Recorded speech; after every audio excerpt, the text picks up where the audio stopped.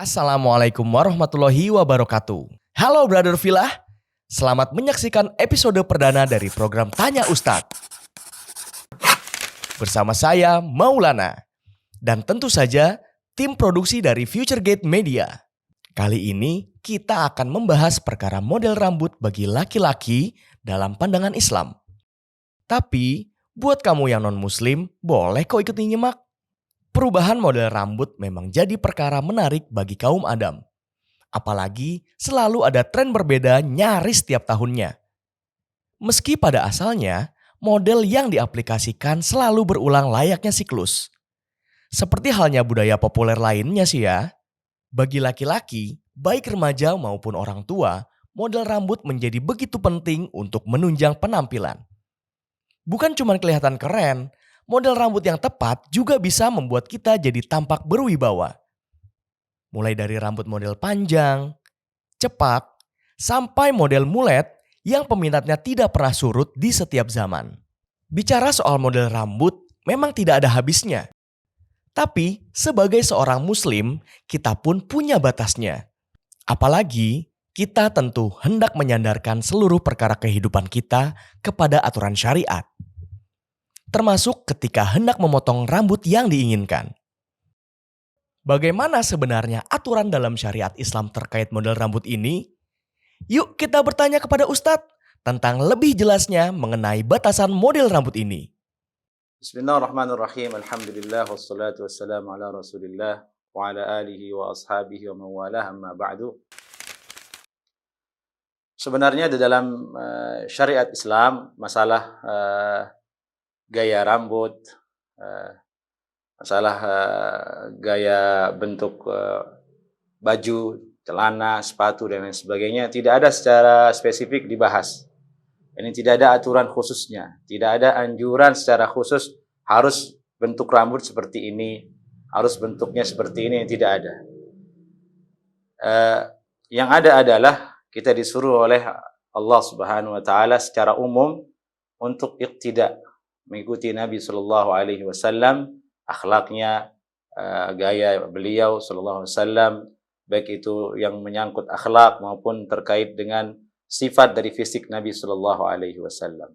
Sebenarnya bagaimana sih Islam mengatur tentang model rambut? Nah, secara khusus masalah tren rambut ada beberapa kaidah yang perlu kita ketahui di situ. Yang pertama bahwa kapan saja tren rambut itu merupakan syiar, ciri khas orang-orang yang kafir, ciri khas orang-orang yang fasik, maka kita dianjurkan untuk tidak mengikuti tren tersebut. Dulu Nabi Shallallahu Alaihi Wasallam disebutkan memiliki dua gaya rambut. Pertama, yasdiluna sya'rahu Shallallahu Alaihi Wasallam. Nabi Shallallahu Alaihi Wasallam membiarkan rambutnya itu bagian depannya ini terurai ke belakang. Mengikuti gaya tren rambutnya orang-orang musyrikun ketika itu, yang dimana mereka adalah umat dan bangsa Nabi SAW sendiri. Jadi tren apa yang berlaku di masyarakat itu yang diikuti Nabi SAW. Yang kedua, Nabi SAW disebutkan faraqa, yakni model di mana rambutnya dibelah dua. Bagian tengahnya ini dibelah dua, sebelah ke kanan, sebelah ke kiri.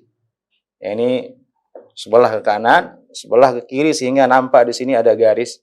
Namun tentu bentuknya di sini panjang karena Nabi SAW itu jammah.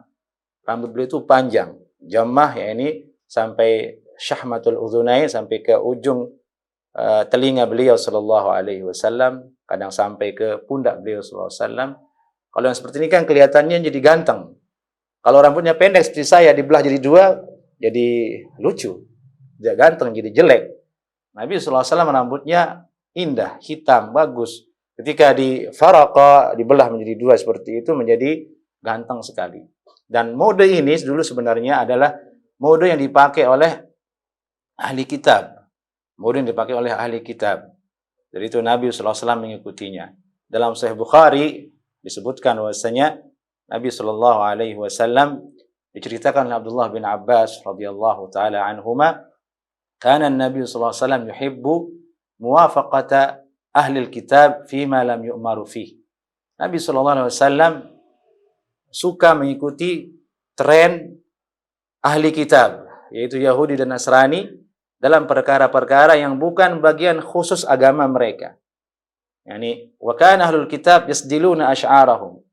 Dulu ahli kitab ini mereka tren rambutnya itu yasdilun, diurai rambutnya. Diurai rambutnya, dibiarkan memanjang tanpa dibelah begini. Ini dulu asal rambutnya ahli kitab, dan itu diikuti Nabi. Nabi mengikutinya sallallahu alaihi wasallam. Wa kana al-musyrikun yafruqun. Adapun orang musyrik mereka membelah. Kalau ahli kitab yasdilun, tanpa membelah. Dan ini dalam konteks rambut yang panjang ya, bukan rambut yang pendek. Kalau yang rambut yang pendek opsinya tidak ada, kecuali begini saja nih. Yang panjang opsinya adalah dengan yasdilun atau yafriqun. Yang yasdilun ini adalah model rambut orang ahli kitab, diikuti oleh Nabi sallallahu alaihi wasallam. Kalau yasdilun adalah, kalau yafriqun adalah model rambutnya orang-orang musyrik, kufar Quraisy. Yang diikuti Nabi adalah ahli kitab. Kemudian ulama menjelaskan kenapa justru yang diikuti oleh Nabi adalah gaya dan tren rambutnya ahli kitab ketika itu. Karena ahli kitab ketika itu masih ada sisa-sisa ajaran Nabi terdahulu yang nyangkut di tradisi mereka. Dan Nabi lebih ingin mengikuti hal itu dibandingkan mengikuti tradisi orang musyrik yang tidak didahului oleh kitab, oleh Nabi sebelumnya. Setelah orang-orang musyrik masuk ke dalam agama Islam, bertaubat, ikut kepada Nabi Muhammad SAW, Nabi merubah tren rambutnya. Maksudnya gaya rambutnya dirubah. Ini mengikuti cara orang musyrik, yakni yafriqun. Yakni dibelah menjadi dua, dan itu yang tren yang paling terakhir. Kenapa diikuti? Diikuti karena mereka sudah menjadi orang Islam, sementara ahli kitab ketika itu masih mereka dalam keadaan agama mereka tidak mau ikut ke agama Islam. Artinya bahwasanya kapan saja tren rambut itu adalah tren orang kafir, tren orang fasik, tren orang-orang yang rendah, orang muslim yang baik, dianjurkan untuk menghindarinya. Untuk menghindarinya. Pilihlah yang terbaik.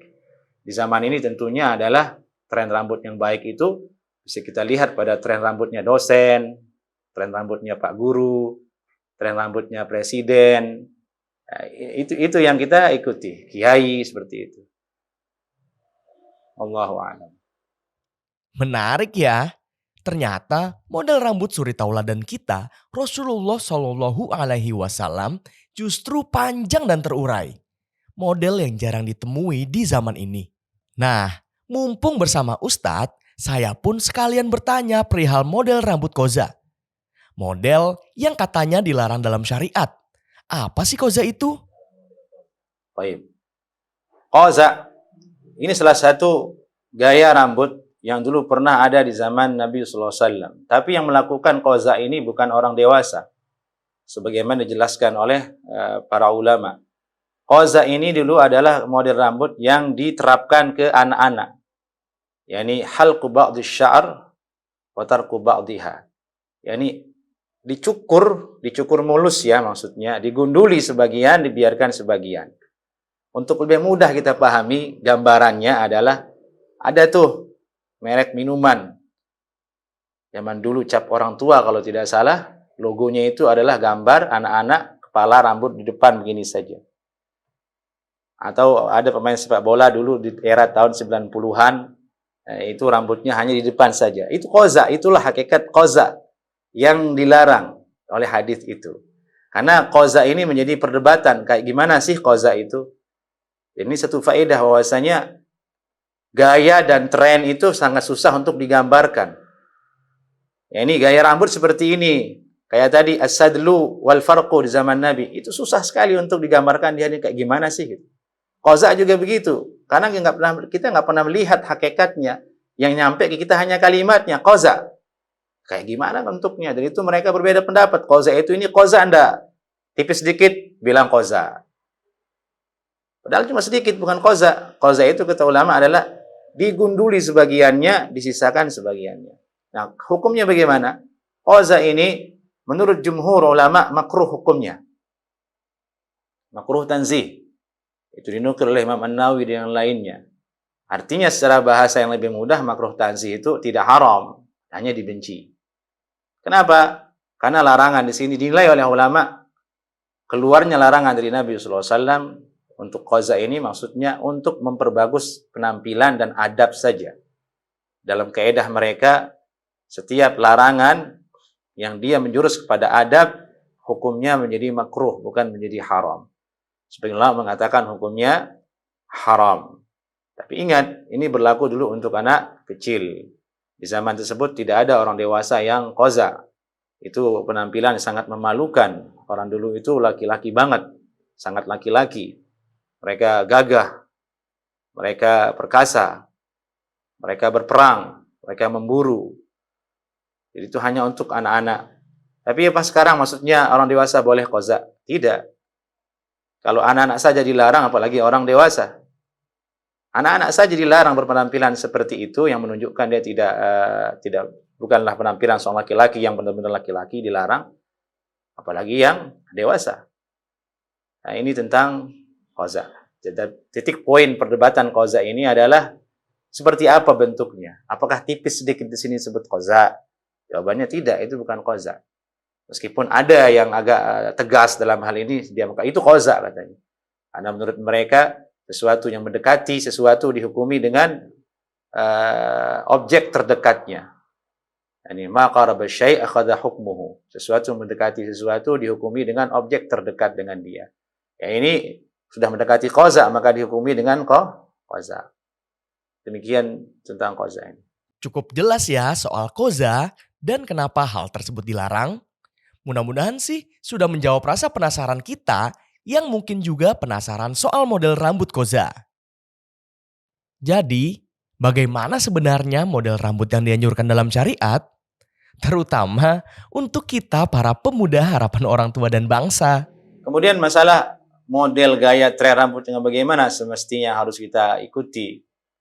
Yang paling bagus adalah seseorang mengikuti tren model rambutnya Nabi SAW. Secara bahasa usul fikih, apa-apa yang dilakukan Nabi SAW atau apa-apa yang ada pada diri Nabi yang terhitung sebagai bentuk sifat tubuh tidak ditekankan untuk dilakukan. Tapi kalau melihat dari sisi iqtida secara sempurna, maka dianjurkan kita ikuti tren gaya rambut Nabi SAW. Tapi saya melihat hal ini agak susah untuk diamalkan. Sampai-sampai di Arab Saudi atau negara Arab lainnya pun tidak ada yang mengamalkan gaya rambut yang ada di hadis seperti rambutnya Nabi SAW. Sekarang rata-rata syekh itu kalau tidak menggundul kepala ya gimana ya, rata-rata botak. Tidak ada yang punya rambut panjang. Padahal Nabi SAW punya jammah, punya gondrong. Nabi SAW. Semestinya itu dihidupkan kembali. Adapun untuk di Indonesia, karena tren itu tidak bisa diikuti, meskipun itu yang terbaik karena menyelisihi kebiasaan orang di Indonesia, yang terbaik adalah mengikuti gaya rambut orang-orang yang sopan. Anak-anak muda ikutlah gaya rambut orang-orang yang sopan, bukan gaya rambut orang-orang yang tidak sopan, seperti atlet sepak bola yang hakikatnya mereka tidak Islam, mereka itu tidak suka dengan Islam sebenarnya. Bebas dalam masalah banyak hal termasuk tren rambut, tidak boleh diikuti oleh muslim yang baik. Hendaklah seorang muslim memiliki jati diri yang baik, mengikuti tren orang-orang baik di sekitarnya, sehingga hal itu berdampak positif untuk dirinya, menumbuhkan energi untuk bisa bekerja sama dengan masyarakatnya. Karena seseorang kalau menampakkan dirinya dengan penampilan yang tidak baik, artinya dia tidak bisa bekerja sama dengan masyarakatnya dengan baik. Dia akan dijauhi, dia akan disepelekan, dan itu menghambat masa depan dia. Jadi yang terbaik adalah untuk pemuda dan mengikuti tren rambut di sekitarnya, itu tren rambut orang-orang yang baik, seperti yang tadi kita sebutkan, Pak Guru, Presiden, DPR, orang-orang baik kan begitu. Secara zahir. Tidak boleh kita ikut tren rambut main sepak bola yang tidak sopan seperti itu. Nah, mengikuti model rambut Nabi SAW sunnah. Hukumnya kalau kita niatkan ingin ikut sunnah Nabi SAW. Ada hadis lagi yang menyebutkan bahwasanya kana Nabi SAW dakhala Makkah wa ra'suhu alaihi ghadair. Dalam Sunan Abu Dawud, Nabi kama qala, bahwasanya Nabi SAW masuk kota Makkah, ketika itu rambutnya modelnya ghadair. Ghadair itu ada 4 ghadair, arba'u ghadair, ada 4 ghadair di rambut Nabi sallallahu alaihi wasallam. Ghadair itu pintalan-pintalan kecil. Ada 4 pintalan-pintalan kecil. Di sini 2, di sini 2. Kalau di hari ini kita sebut apa itu? Kayak iya, kepang kecil-kecil kayak penyanyi-penyanyi itu loh yang dipakai di sana. Nabi begitu ketika masuk ke Mekah dan ada 4. Itu dipakai oleh Nabi sallallahu alaihi wasallam, digunakan karena memang itulah gaya rambut orang Arab dulu. Gagah, ganteng gitu. Tidak seperti sekarang kita. Karena pengaruh budaya entah dari mana kita diharuskan dengan rambut pendek kayak begitu. Itu nggak bebas dirinya berekspresi, padahal hal itu boleh. Tapi pada dasarnya boleh kita ikuti sunnah Nabi sallallahu alaihi wasallam dalam hal itu, asalkan dengan niat iqtida, ingin ikuti Nabi sallallahu alaihi wasallam. Maka saya pernah bertanya kepada sebagian masyayikh yang ada di grup yang saya ikuti, siapa sekarang di antara masyayikh ini yang pernah mengikuti model gaya rambut Nabi? Karena selama ini kita ngaji tentang Syama'il Muhammadiyah, yaitu tentang bagaimana sifat fisik Nabi sallallahu alaihi wasallam di kitab-kitab, kita nggak pernah paham karena tidak ada yang mengamalkannya. Kita hanya mereka-reka kayak gimana sih? Karena tidak ada yang mengamalkannya. Tentu ini berdampak buruk dari sisi ilmiah. Dan itu sunnah hukumnya. Untuk menghidupkan itu dengan niat iqtida, ikuti Nabi sallallahu alaihi wasallam, dengan catatan yang dimaksud dengan iqtida di situ adalah merawat rambut tersebut. Karena Nabi juga menyuruh kita ini, man kana lahu sya'run falyukrimhu. Siapa yang punya rambut hendaklah dia memuliakannya. Yani dirawat. Ada salah seseorang lewat rambutnya acak-acakan, Nabi bersabda, apakah dia nggak punya sesuatu untuk merapikan rambutnya? Itu sabda Nabi sallallahu alaihi wasallam. Namun tidak berlebihan. Nabi sallallahu alaihi wasallam disebutkan bahwasanya hanya sesekali beliau merapikan rambutnya sallallahu alaihi wasallam, bukan menjadi perhatian khusus sebagaimana profesi sebagian orang, kerjaannya itu rambut setiap hari, bangun tidur rambut, mau makan rambut, mau ke WC rambut, selesai cebok rambut. Itu mah berlebihan namanya. Sesekali ketika dibutuhkan, mau pergi ngajar, mau ke kondangan, boleh hukumnya. Nah, ini bentuk-bentuk kita iqtida dengan Nabi sallallahu alaihi wasallam kalau kita punya rambut yang gondrong misalnya, atau ada lipatan, ada kuncir-kuncirannya. Demikian, wallahu a'lam. Alhamdulillah, ternyata perkara model rambut ini memang sudah diatur sedemikian rupa dalam syariat Islam. Semata-mata untuk memberi kebaikan bagi kita, kaum muslimin, dan tentu saja umat manusia seluruhnya. Demikianlah Brother Filah. Mudah-mudahan kita dapat mengambil manfaat dari episode kali ini. Semoga kita dapat berjumpa lagi di episode selanjutnya. Tentu dengan tema yang lain seputar perkara di sekitar kita. Saya Maulana beserta tim FG Media mohon undur diri. Wassalamualaikum warahmatullahi wabarakatuh.